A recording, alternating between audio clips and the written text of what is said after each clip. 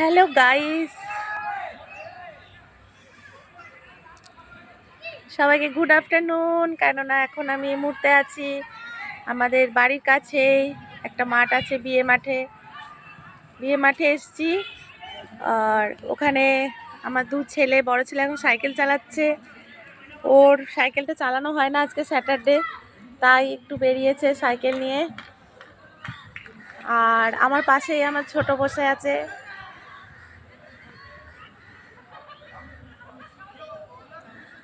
ও মাঠে এসে একদম মানে পুরো ভ্যাবাচাকা খেয়ে গেছে, এত সব লোকজন দেখে। কেননা আজকে ম্যাচ খেলা হচ্ছে এখানে, আর মাঠের ভেতরে যাওয়াই যাচ্ছে না, কোথায় বল টল লেগে যাবে। তাই গাছের তলাতেই মনে হচ্ছে এখানে বসার জায়গা আছে, এখানে বসে আছি।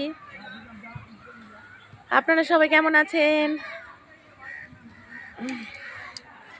আর আজকে একটা ওয়েদারটাও কীরকম একটা ভ্যাপসানি গরম, মনে হচ্ছে বৃষ্টি হবে।